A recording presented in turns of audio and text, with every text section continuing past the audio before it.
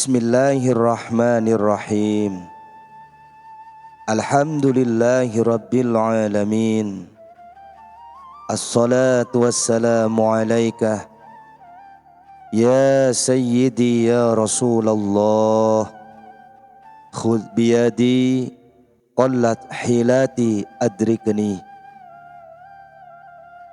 Allah subhanahu wa ta'ala berfirman, A'udzu billahi minasy syaithanir rajim.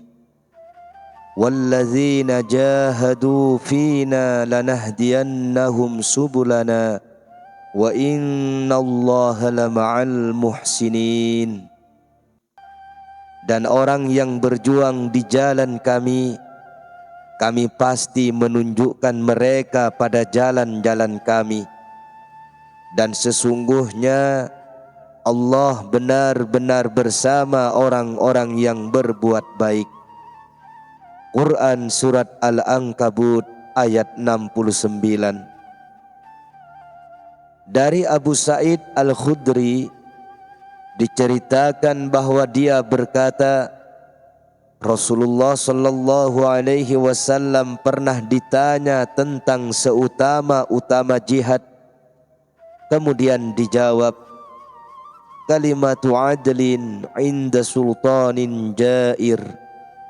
Kalimat adil yang disampaikan pada penguasa yang diktator. Tidak terasa kedua bola mata Abu Sa'id mengalirkan air mata. Saya pernah mendengar Ustaz Abu Ali Ad-Dakok mengatakan, barang siapa menghiasi zahirnya dengan mujahadah, maka Allah memperbaiki sisi batinnya dengan musyahadah atau penyaksian. Ketahuilah bahwa seseorang yang dalam awal perjalanan hidupnya tidak pernah mengalami mujahadah, maka dia tidak akan mendapatkan lilin yang dapat menerangi jalannya. Abu Uthman Al-Maghribi mengatakan, barang siapa mengira bahwa sesuatu hanya dapat dibukakan atau disingkapkan untuknya hanya dari jalan ini atau hanya dengan keteguhan menjalani mujahadah, maka dia adalah orang yang salah. Saya pernah mendengar Ustaz Abu Ali Ad-Dakok, semoga Allah merahmatinya, mengatakan, barang siapa dalam permulaannya tidak pernah berdiri, maka pada akhirnya dia tidak akan duduk. Beliau juga pernah mengatakan bahwa gerak membawa barokah atau gerak adalah barokah itu sendiri. Gerak zahir menurut beliau mengharuskan timbulnya barokah rahasia. Wahai para pemuda, pesan As-Sirri, bersungguh-sungguhlah kalian sebelum sampai pada batas akhir kemampuan yang membuat kalian lemah dan kurang sebagaimana kelemahan dan kekurangan fisik kalian. Ketika itu para pemuda tidak mampu mengawani As-Sirri dalam menjalankan ibadah. Menurut Hasan Al-Qazzaz yang keterangannya sempat saya dengar, bahwa perkara ini atau mujahadah dibangun di atas 3 hal. Hendaknya tidak makan kecuali benar-benar butuh atau lapar. Tidak akan tidur kecuali sangat ngantuk, dan tidak bicara kecuali sungguh-sungguh terdesak atau mengharuskan. Saya pernah mendengar Ibrahim bin Adham mengatakan, seseorang tidak akan mendapatkan derajat orang-orang yang solih hingga mampu mengatasi 6 rintangan. Pertama, menutup pintu nikmat dan membuka pintu kesulitan.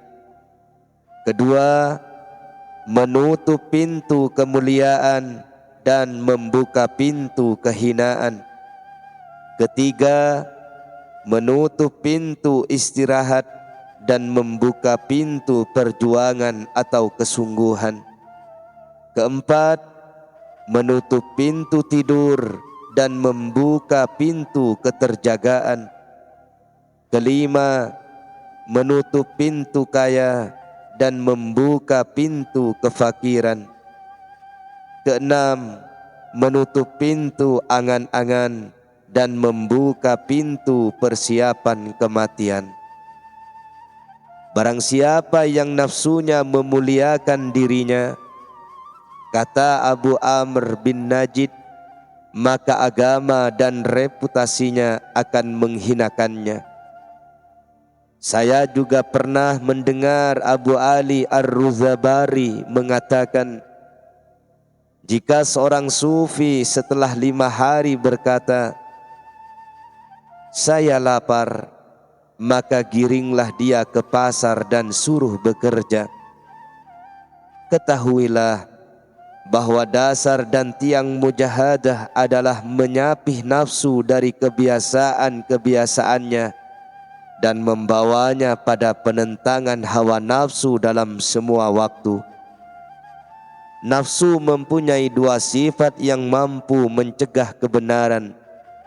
Pertama, ketekunannya mengikuti syahwat, dan kedua, mencegah ketaatan. Jika nafsu ketika mengendarai keinginannya atau hawa nafsu lari tidak terkendalikan, maka dia wajib dikekang dengan kekang takwa.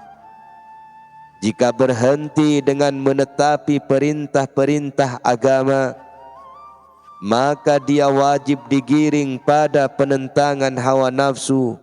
Hawa adalah kecondongan, keinginan, dorongan atau arah perilaku nafsu.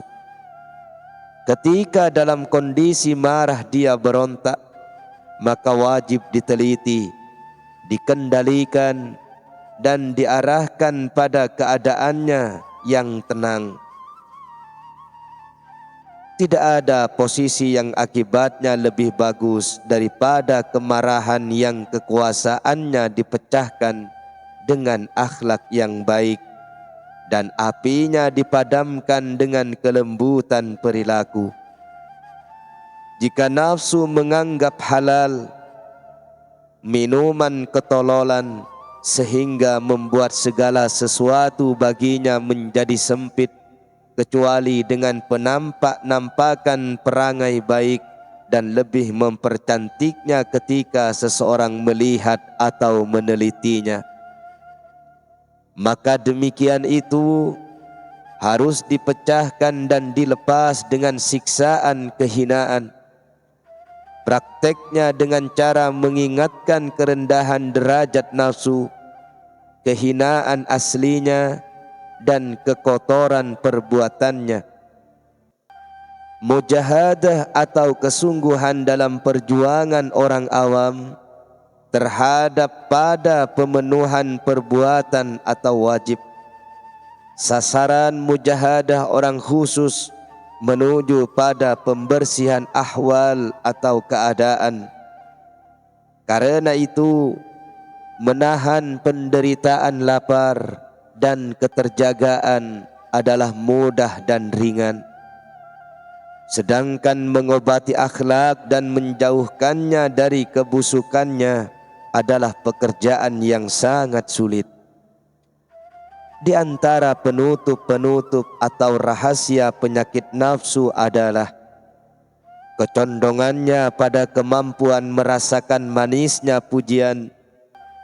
Seseorang jika menghirup seteguk pujian, dia akan memikul penduduk langit dan bumi pada bulu matanya. Adapun tanda-tandanya, jika dia terputus dari minuman tersebut tidak mendapatkan pujian, maka keadaannya akan kembali pada kemalasan dan kelemahan. Tidak aktif lagi berbuat baik karena tidak dipuji. Sebuah cerita yang diriwayatkan dari Abu Muhammad Al-Murta'ish menuturkan, saya pernah haji dengan bekal apa adanya. Bagi saya semuanya masih tampak dicampuri dengan keberuntungan. Suatu hari ibu meminta saya minum seteguk air yang membuat nafsu saya merasa keberatan. Saya tahu ketika itu ketaatan nafsu saya pada ritual haji adalah karena kebahagiaan dan percampuran nafsuku dengan keberuntungan atau kekhusyuan haji yang masih dipengaruhi keasyikan bercengkrama dengan nafsu, sehingga sikap ibadah zahir ini menghalangi ibadah zahir yang lainnya, yaitu memenuhi permintaan ibu. Seandainya nafsu saya lenyap, tentu tidak akan memberatkannya untuk melaksanakan kewajiban syara atau memberi minum ibu. Seorang wanita tua ditanya tentang keadaannya, lalu dijawab, saya ketika masih muda menemukan pada diriku keaktifan dan giat yang sekarang ini tidak saya temukan lagi. Ketika usia sudah beruban, demikian itu hilang dariku. Saya pernah mendengar Dhunnun Al-Misri mengatakan, Allah tidak akan memuliakan seorang hamba dengan kemuliaan yang lebih mulia selain menunjukkan padanya kehinaan nafsunya, dan tidak akan menghinakan hambanya dengan kehinaan yang lebih hina selain menutupi kehinaan nafsunya dari pandangannya. Ibrahim Al-Khawwas, sebagaimana yang dituturkannya, tidak pernah takut pada sesuatu selain sikap yang menuruti hawa nafsu. Akan tetapi Muhammad bin Fudail mengatakan bahwa kesenangan atau kesenggangan merupakan pembebasan dari syahwat dan kesenangan nafsu. Saya pernah mendengar Abu Ali Ar-Ruzabari mengatakan bahwa penyakit hati menyusup ke dalam akhlak melalui 3 jalan, yaitu penyakit watak, kebiasaan yang ditetapi terus-menerus, dan kerusakan pergaulan. Saya kemudian bertanya, apa itu penyakit watak? Memakan barang haram, jawabnya. Sedangkan pembiasaan memandang dan merasakan nikmat dengan barang haram dan rasan-rasan. Dan yang ketiga tentang kerusakan pergaulan, yaitu ketika syahwat dalam nafsu bangkit, maka nafsu pasti mengikutinya. Saya juga pernah mendengar An-Nas Abazi mengatakan, penjaramu adalah nafsumu. Jika berhasil keluar darinya, kamu pasti akan tinggal di tempat yang enak dan kekal. An-Nas juga mengatakan bahwa dia pernah mendengar Muhammad Al-Faruq menuturkan fatwa yang didengarnya dari Abu Husain Al-Waraq.